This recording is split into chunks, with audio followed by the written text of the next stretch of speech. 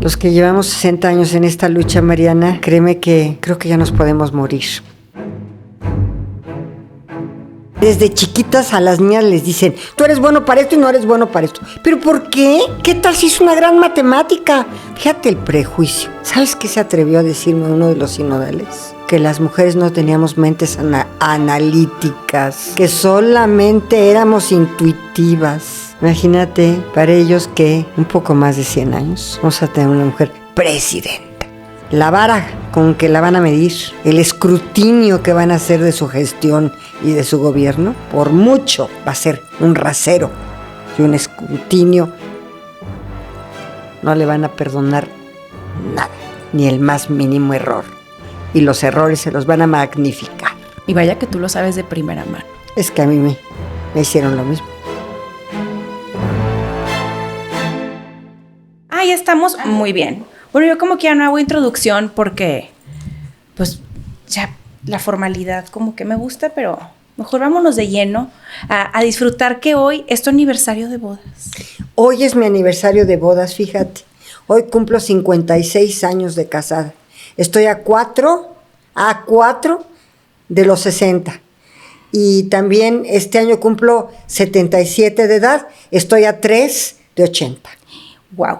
Así es. Pero te voy a decir algo, Mariana. Dime. Quiero mucho y respeto mucho a los jóvenes, a las y los jóvenes, que como tú son brillantes, que como tú tienen una cosmovisión histórica distinta. Y entonces a mí, el hecho de estar contigo en esta entrevista me retroalimenta mucho. Cada vez que estoy con jóvenes en un aula, en una entrevista, no sabes lo que aprendo. Aprendo más de ustedes que lo que yo les puedo enseñar a ustedes. ¿Cómo crees? Sí, porque ustedes tienen otras herramientas, otra manera de ver la vida.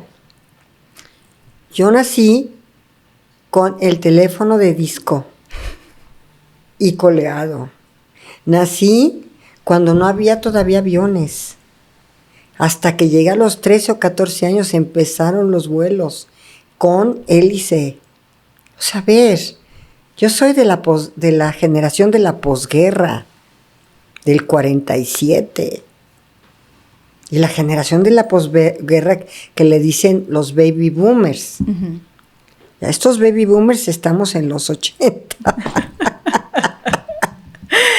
Pero hay que decirlo, que si los jóvenes, y ahorita hablando por las mujeres jóvenes, que tenemos otra visión, en México es también en gran parte por todo lo que tú has hecho. Porque eres una mujer histórica. Ay, Mariana, sí, has roto gracias. Muchísimos techos de cristal, brechas, nos has animado a soñar, porque ahorita una niña que sueña en ser ministra de la Suprema Corte de Justicia es posible, secretaria de Gobernación es posible, porque fuiste la primera. Así es. Entonces, pues también... O notaria pública es posible, o constituyente, porque también fui constituyente de la Ciudad de México. Exacto. Y sí pueden soñar y lograr sus objetivos. Mira, te voy a decir, tú me preguntaste cómo le hago. Sí, los secretos. Queremos saber los secretos. Yo quiero compartirlos. Por supuesto que yo no me los quiero quedar, imagínate, para que yo me los lleve a la tumba. Pero te voy a decir algo. Fíjate en esto, Mariana, y tú lo haces muy bien. En la vida se te van presentando las coyunturas y tomas o dejas una situación. A veces la dejas porque tienes miedo, porque no te sientes lo suficientemente capaz, porque dices, mejor espero a mi siguiente coyuntura, a mi siguiente alternativa. Y lo que yo he hecho en mi vida es ir por esas coyunturas y saber que se me presentan esas oportunidades y no dejarlas. Si después se me vuelve a presentar otra oportunidad distinta, tomarla. Mira, se me presentó la oportunidad de ser la primera notaria en esta Ciudad de México. Era un club de Toby. Eran exámenes de oposición sumamente estrictos, muy rigurosos. y no había mujeres que las dejaran pasar o que incluso los pudieran resolver a esos grados de complejidad. Y yo me dije, yo voy a poder. Yo voy a romper ese techo de cristal. Y se me presenta la oportunidad porque en ese momento, a lo mejor el jefe de gobierno ya quería que también el gremio notarial empezara a tener incorporación de las mujeres, porque las mujeres tenemos una diferente manera de ver la vida, de ver el notariado. Somos más empáticas con la gente, tenemos más solidaridad social, estamos más cercanas a la población. Por eso me encanta que vayamos a tener una mujer presidenta. Y luego, también, Mariana, tenemos una sensibilidad distinta. Fíjate el prejuicio. Cuando yo estaba presentando mis exámenes de oposición para notaria, ¿sabes qué se atrevió a decirme uno de los sinodales? ¿Qué te dijo? Que las mujeres no teníamos mentes analíticas, que solamente éramos intuitivas. ¿Dónde está? Ya falleció. Ya falleció, ya era de los viejitos conservadores. Y ahorita tendrá 115 años, yo creo. Tendría 115 años. Saludos a donde esté. Saludos. Sí, lo tenemos que mandar saludar a otra dimensión. Mira, ¿qué tal las mentes no analíticas? Y hoy que me estoy reuniendo con muchas mujeres de distintos grupos, imagínate, me estoy reuniendo con agraristas que tienen unas necesidades y tienen unas coyunturas muy distintas que las mujeres científicas y académicas, pero algo que me dijeron las académicas, a propósito de esta mente analítica, que desde chiquitas a las niñas les dicen, tú eres buena para las humanidades, pero tú no eres buena para las ciencias ni para las matemáticas. Y desde que son pequeñas ya las estigmatizaron. Desde que son pequeñas ya les dijeron, tú eres bueno para esto y no eres bueno para esto. ¿Pero por qué? Totalmente. ¿Qué tal si es una gran matemática? A ver, ¿cuándo le dieron a Madame Curie realmente los honores y el reconocimiento histórico? Que era la que más hacía cosas que su marido Curie. Y más científica. O cualquiera de las mujeres en la ciencia están ignoradas. Completamente. Y ahora, a mis nietas, que están, una de ellas ya está estudiando en Boston, en la Universidad de Tufts, ahí, ¿qué crees que está estudiando? Matemáticas. Qué increíble. ¿Y qué más? Ingeniería.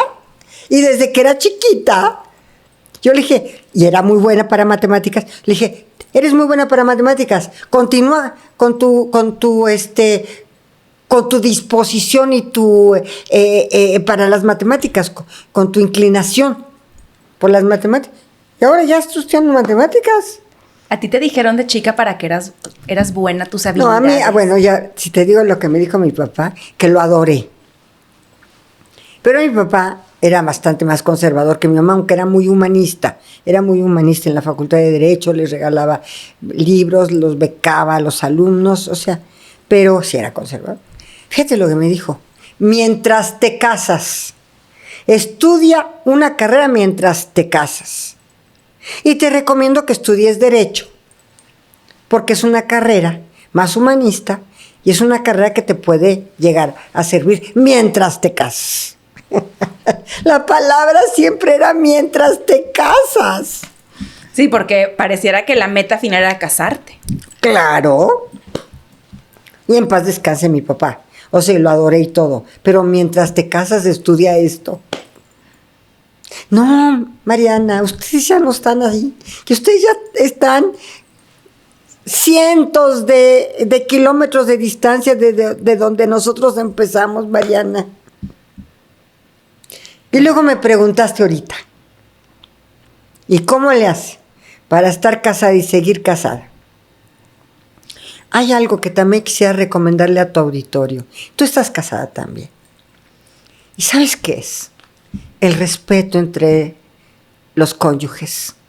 Y el respeto, no solamente el respeto como persona, sino el respeto a tu espacio, a tu libertad profesional y a poder soñar y que tu esposo te acompañe o también tú acompañarlo a soñar y que los dos sueñen y vuelen. Pero respetándose siempre tus capacidades. Y tú que eres una mujer que tienes no sé cuántos seguidores y que tienes un prestigio enorme entre la juventud y que yo pues te admiro mucho también porque tienes esa visión nueva. Muchas gracias. Y esa visión que nos encanta a los que ya estamos más para allá que para acá. Yo cuando sabía que iba a platicar contigo, siempre me encanta hacer este recuento para entender cómo es que estos liderazgos tan emblemáticos, y en tu caso siendo una mujer histórica, porque lo eres, ¿cómo ha sido tu camino para llegar hasta donde estás?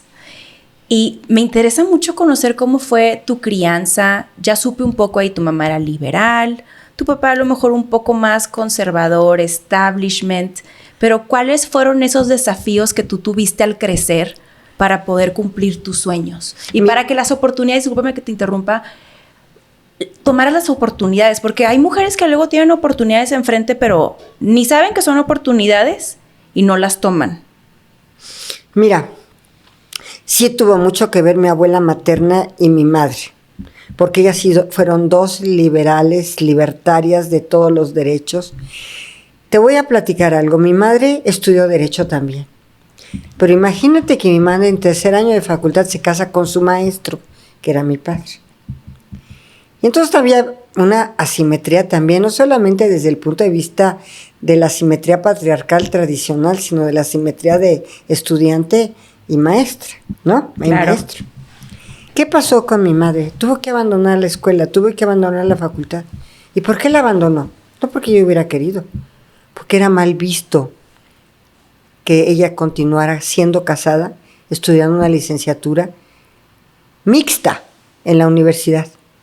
Entonces, era lógico, y mi padre lo dijo en alguna ocasión, ¿cómo van a pensar que yo no te puedo mantener? Porque es la mentalidad. Totalmente. No, que yo no estoy capacitado para darte todo lo que necesitas. Salte de la universidad. Salte. Y entonces ella por su cuenta, y mira, voy a escribir esto que te voy a platicar, porque estoy escribiendo parte de mi historia. Y esto lo voy a escribir. Ahorita lo que te voy a platicar, y además no lo he escrito, ni tampoco lo sabe nadie. Cuando yo llegué a la facultad a ser secretaria de Asuntos Escolares y Académica, que fue mi primer chamba, después de regresar de Inglaterra, tenía yo que darle a la universidad un tiempo porque me dio una pequeñísima sobrebeca de la que yo ya llevaba del Consejo Británico. A mí me becó el Consejo Británico y a mi esposo también. Entonces, fíjate que yo regresé a la UNAM y en ese tiempo estaba de director uno de los mejores amigos de mi madre, de su generación, que era el doctor Pedro Astudillo. Fueron compañeros de generación. Él era director jurídico de Banco de México y entonces estaba también como director de la facultad. Y entonces me recluta a mí como secretaria académica. Y le fue muy bien conmigo porque yo era muy joven como tú. Yo tendría en ese tiempo 27, 28 años. Yo entonces, pues ya me empaticé mucho con toda la juventud allí de la Facultad de Derecho, porque, bueno, todos me veían como su par, como estudiante, un estudiante más, ¿no? Aunque yo tenía un poquito más años que ellos, y ya había terminado mi carrera y el posgrado. Y tuve la oportunidad de invitar a mi madre nuevamente a que terminara su carrera en donde la había truncado. Y le dije, mamá, hay un artículo 16 en el reglamento que dice que si abandonase tu carrera, puedes incorporarte en exámenes extraordinarios pero puedes asistir de oyente, puedes incorporarte en exámenes extraordinarios y puedes ir acreditando las materias que te faltaron para titularte. ¡Qué belleza! Y entonces yo, como secretaria escolar y académica de la Facultad de Derecho, incorporé nuevamente a mi madre, le busqué su Cardex, en ese tiempo era un Cardex, ¿no? Manual, donde se hacían las inscripciones y lo que habías acreditado y todo, manualmente todo, ¿no? Le busqué su Cardex ahí en los archivos de la UNAM, lo saqué y entonces le dije, vuelve a estudiar. Y estaba fascinada, pero lamentablemente, a los 2 años murió por un cáncer, pero no terminó.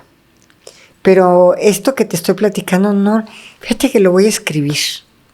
Es una hermosísima historia.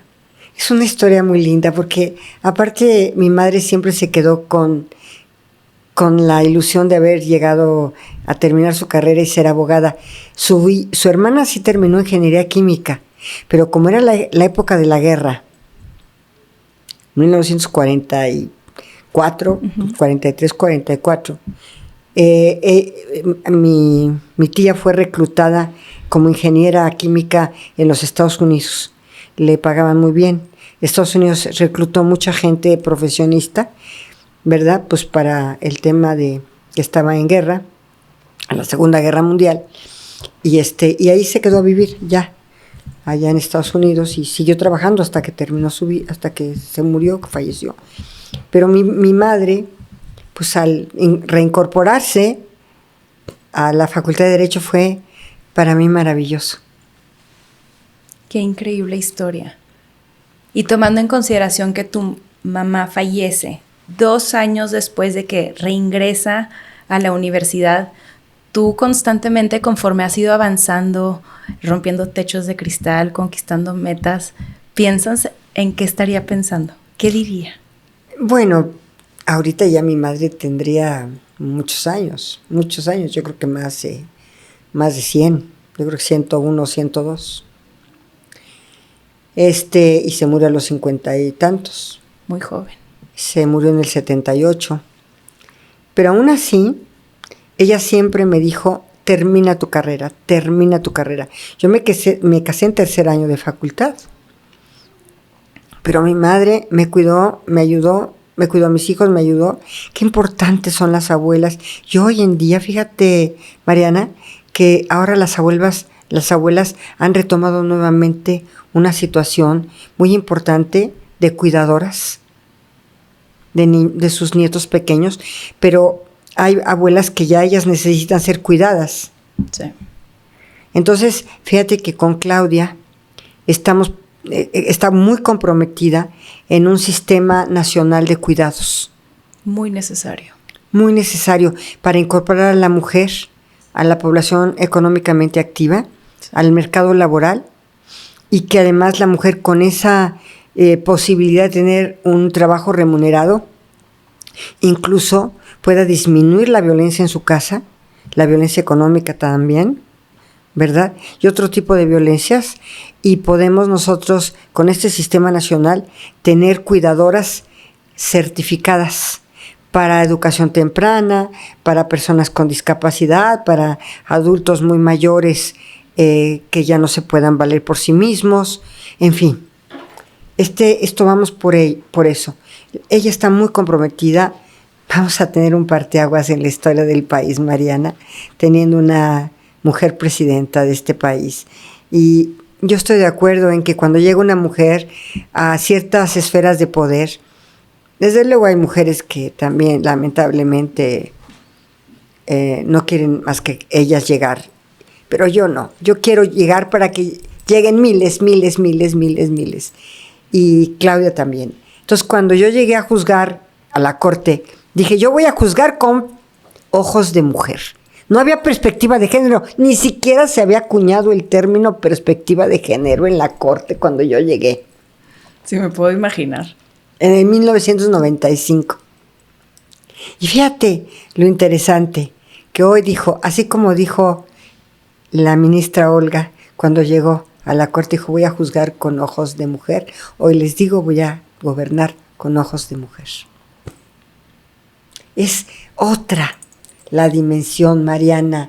Tenemos otra sensibilidad. Somos complementarias de nuestras parejas y tenemos que avanzar juntos, pero ese avanzar juntos que no sea simétrico, que uno no esté arriba del otro, que sea igual, sí, igualitario, parejo, porque tú te casas con una pareja. Ojo, ¿y qué quiere decir pareja? Igual. ¿No te habías puesto a pensar que tu pareja es pareja porque es igual? Sí, lo he pensado y por lo mismo me llamaba mucho la atención preguntarte cómo lo has hecho tú. Porque si bien lo puedo pensar y se dice fácil, pero a la hora de ejecutar y de andar por la vida, pues de pronto te puedes desbalancear. Para las mujeres, de hecho, pues es muy común. Y a mí me llamaba la atención conocer si para ti también de pronto estuvo este desbalance, porque si a los 27 años estabas casada, tenías 3 hijos, ya habías ido a estudiar al extranjero, ya habías regresado y de repente, no sé si tenías ya una vida profesional anteriormente, pero tu incursión en el ámbito profesional ha sido algo espectacular. Fíjate, Mariana, que siempre tuve obstáculos, pero yo quiero compartir con todo tu auditorio y tus seguidores, que son muchos y que son jóvenes, y me encanta que sean jóvenes, lo siguiente. Cuando yo solicité la beca en el British Council para irme como becaria a Gran Bretaña, y llegué a una especie de jurado profesional de entrevista con 3 sinodales para que me dieran la beca. Había, haz de cuenta, unas 3,000 solicitudes en ese tiempo, eran los años de 1973, 74, y eran 600 becas, o sea, era un porcentaje pequeño en relación con todas las solicitudes. Entonces yo llegué ahí y pasé, y me dicen, porque veían mi currículum, ¿es usted casada? Sí, le digo, sí, soy casada. ¿Y tiene hijos? Tengo 3 hijos. ¿Qué edades tienen sus hijos? Bueno, pues la mayor tiene, imagínate, la mayor tiene 3 y medio, la segunda tiene 2, porque se llevan año y medio, y el otro, pues no tiene ni 1, tiene meses. No. En el año de 1973, decir lo que yo estaba diciendo es no ser candidata a una beca. ¿Por qué? Pues ¿cómo va a ir a estudiar esta señora con 3 hijos? ¿Cómo va a ir a estudiar? Pues yo voy a invertir mis becas como gobierno británico en otro tipo de perfil. ¿O no? Sí, en la actualidad lo siguen haciendo. Imagínate, pero en ese tiempo... Pues no, claro. O sea, te estoy hablando de hace casi 50 años. No, más. A lo mejor casi 60. 55. Bueno. Pues, ¿qué crees? Que no tienes idea cómo me irritó su comentario. Y entonces me salió lo aguerrida, la lucha por delante. Y le dije, mire usted, señor Sinodal, no sé cómo se llamaba, no me acuerdo. Le dije por su nombre, creo que era Mr. Dubavier. Era de origen francés, pero era británico. Y le dije, mire usted, creo que ya no tenemos nada que hablar. Me molestó, Mariana. ¿Y qué te dijo el Le dije, sinodal? y no tenemos nada que hablar, porque si usted me está... Y antes no existía que si te estigmatizan, que si el rol, no había nada de eso, ¿eh? Le dije, porque si usted, por ser una mujer, primero mujer, por ser una mujer casada, segundo, por ser casada, y tercero, por tener 3 hijos, no soy candidata a irme a un posgrado cuando sé que voy a estudiar y sé que tengo una responsabilidad con mis hijos y sé que tengo una responsabilidad personal y profesional, ya no tenemos nada que hablar, porque ya no soy candidata para usted. Y me fui. Te la dieron. Saqué la mejor calificación, Mariana. Vaya calladón de boca. Saqué la mejor calificación, Mariana. ¿Y por qué la saqué? Porque dijeron, esta tiene unas agallas y es una guerrera que no le importa nada. Oye, ¿por qué por ser casada? Oye, ¿por qué por tener hijos? O sea, ya no puedo tener alternativa de profesional y de irme a estudiar una maestría o de tener otros estudios porque tengo hijos y soy mujer y estoy casada. Pero así era. Ya tu auditorio ya no lo entiende, Mariana. No, y me parece súper importante y significativo escucharlo porque es justo cómo se ha ido abriendo este camino, donde las cosas no son por favor, ni en buenos modos, ni por algunas u otras atribuciones que los hombres tienen que no consideran. Así ha sido. Mira, ¿sí? A quien tengo aquí. Y me persigue por todos lados.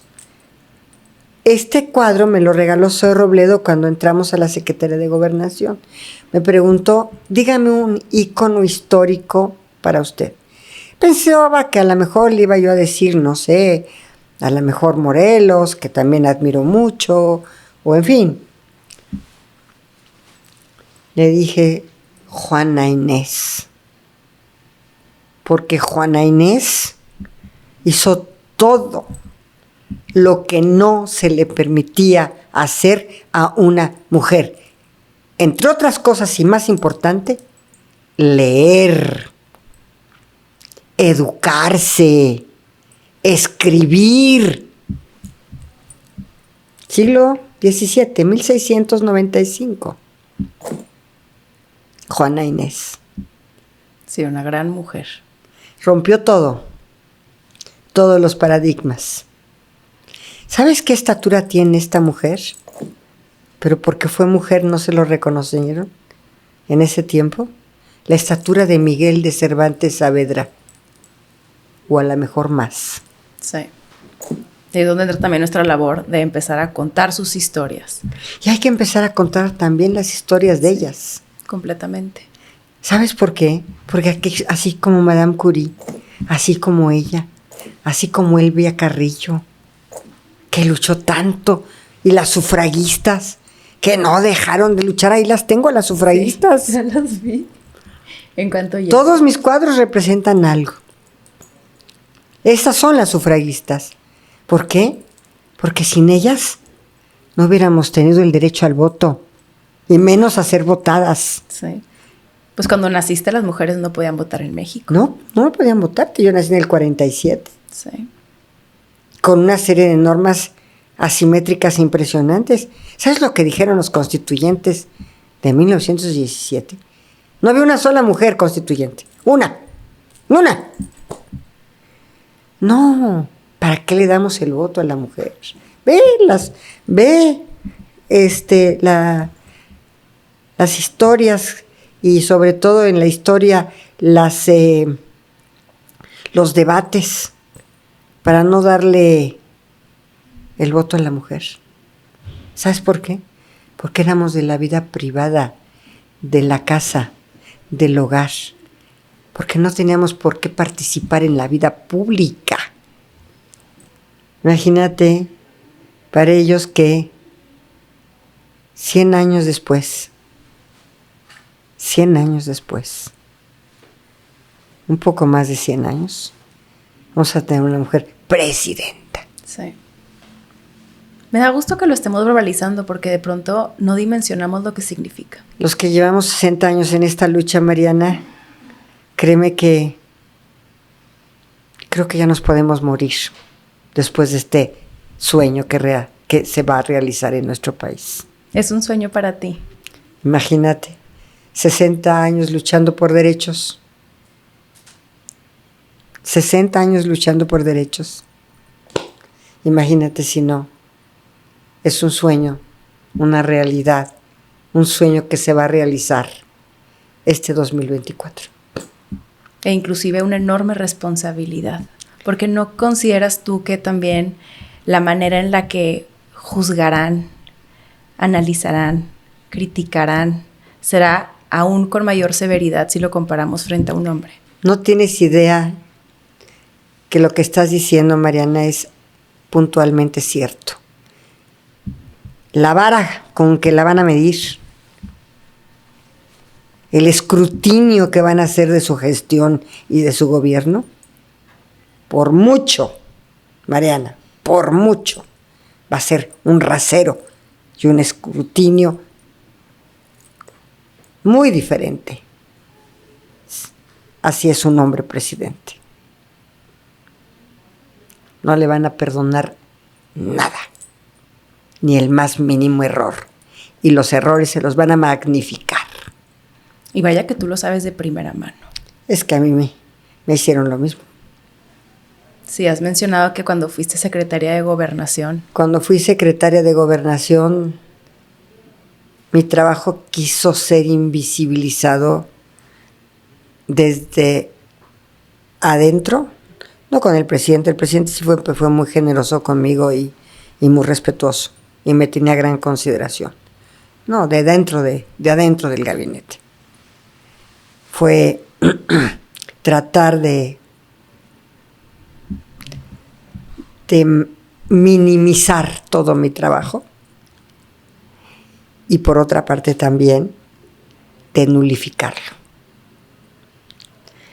Y las violencias presentes. Las violencias presentes, la misoginia presente. ¿Por qué? Porque cuando yo llegué a ser secretaria de Gobernación, yo quise ser una secretaria distinta. Yo no quería ser la secretaria del manotazo, no quería ser la secretaria de Gobernación de la represión. Primero porque el presidente, por supuesto que no es su línea, pero además por mi convicción personal. Tratar de ser empática con los colectivos, con la gente, tratar de resolver problemas. Se creó una unidad de fortalecimiento al sistema de justicia. Ahí excarcelamos a 7,000 gentes porque no habían tenido sentencia. Y yo le llevé el dato al presidente. Y fue cuando la primera ley de amnistía. Y así te puedo narrar todo lo que hicimos en esa secretaría, porque además enfrentamos la pandemia. Sí. La pandemia fue una situación mundial ante la que nadie estaba preparado, ni era previsible siquiera. Y yo como secretaria de Gobernación tenía que manejar la gobernabilidad del país. Y tenía que manejar las relaciones con todos los gobernadores y con todos los alcaldes, que de repente un alcalde dijo por ahí que iba a aislar a su municipio de tal manera que no entraría nadie ni saldría nadie. Imagínate cómo tuve que hablar con él y dije, perdóneme, pero el libre tránsito en este país no puede limitarse por una pandemia. Usted tiene que considerar que tienen que llegar alimentos, tienen que llegar víveres, las gentes quieren ir a ver a su gente. ¿No puede usted cerrar el municipio? Imagínate. No tuvimos tantas cosas y tantos temas ahí. 2 años y medio casi, mi querida Mariana. Me puedo imaginar. Y fue una situación bien complicada.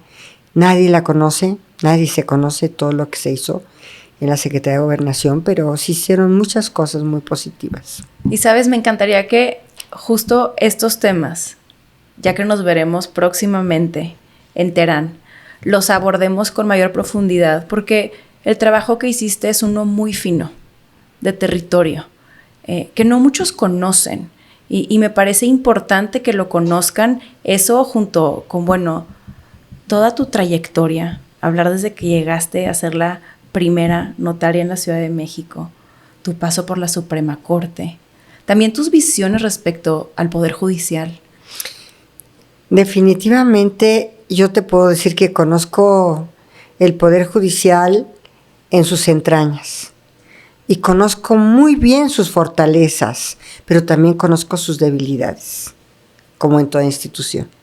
Podríamos, para dar paso a la parte 2, que me platiques brevemente cuáles son esas debilidades del Poder Judicial.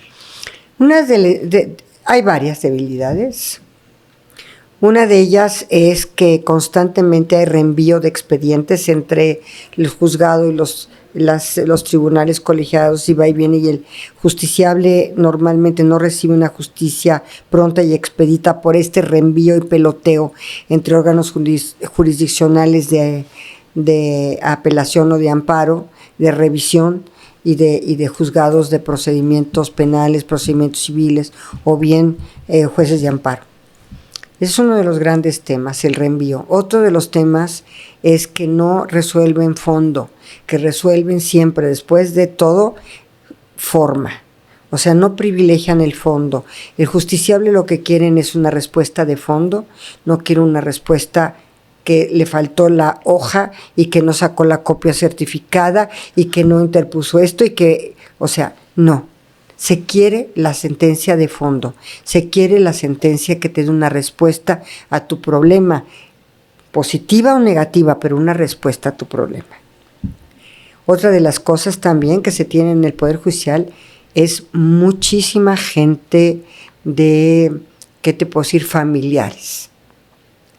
Entonces, por decirte algo, en un órgano jurisdiccional hay fisioterapeutas, contadoras, arquitectas, cuando son órganos jurisdiccionales, pero que es la hermana, la prima, la sobrina, etcétera. Entonces también ahí hay un tema.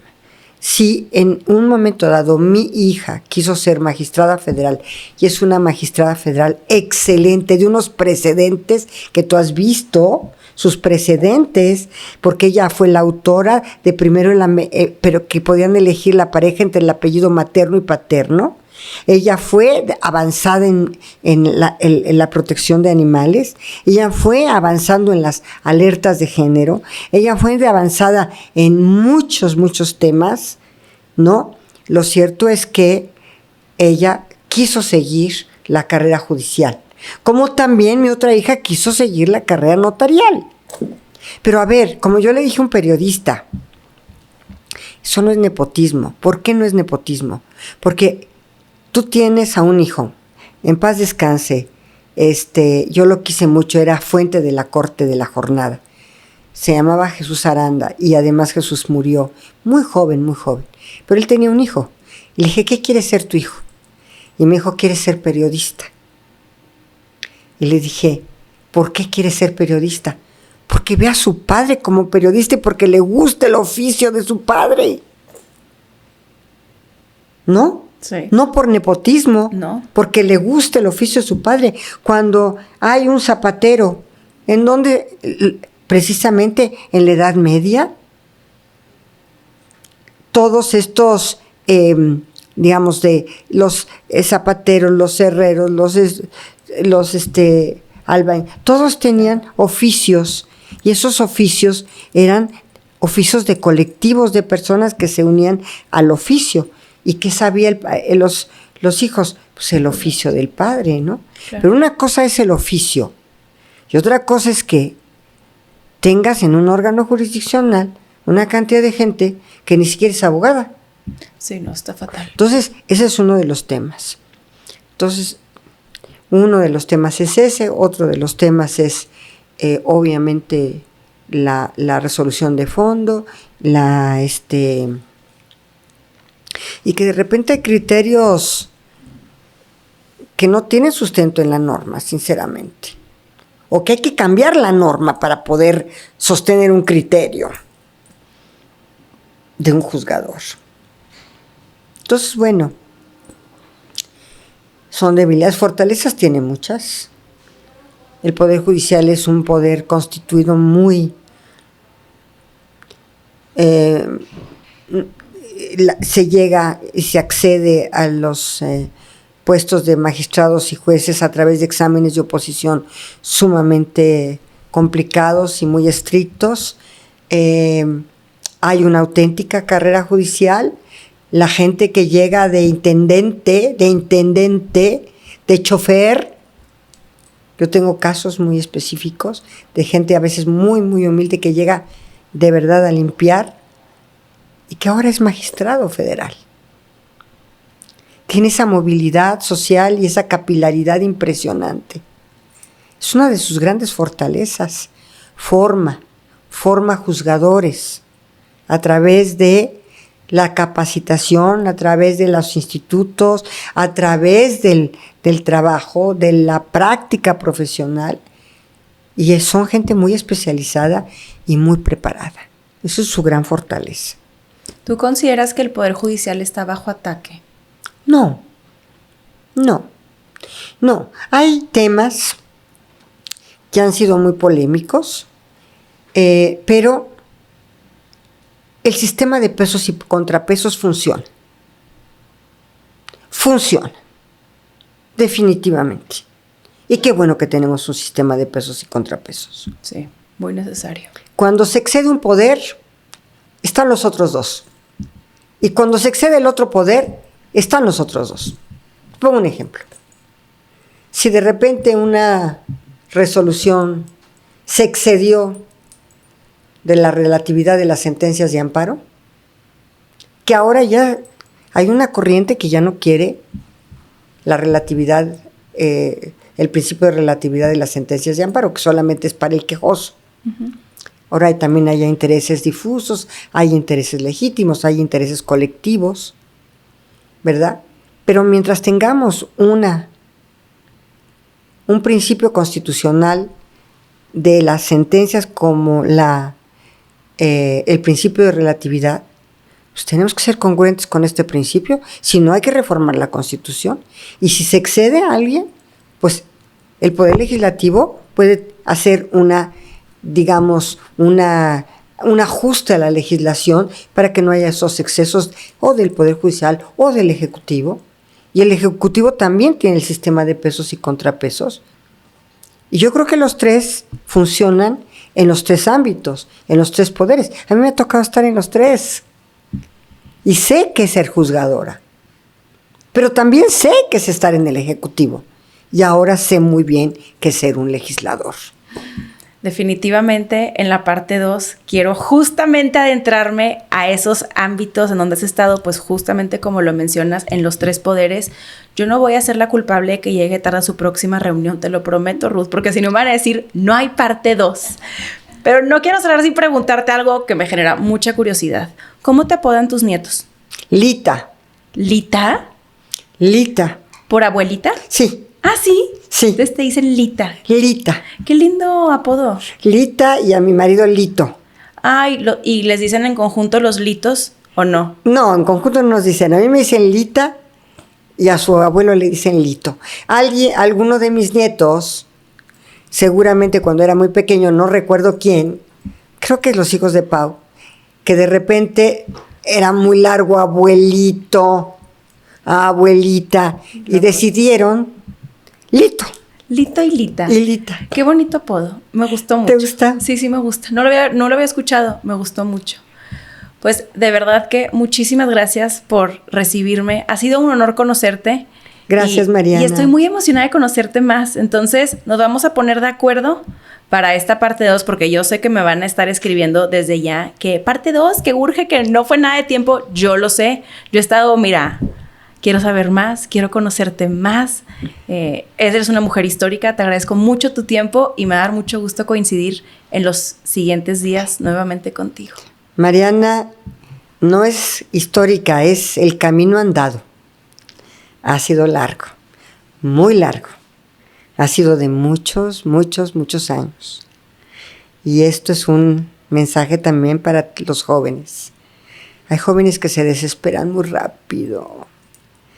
El camino a veces es muy espinoso y a veces es lento el caminar, pero hay que seguir caminando. Lo importante es seguir. Muchísimas gracias. Gracias, Mariana.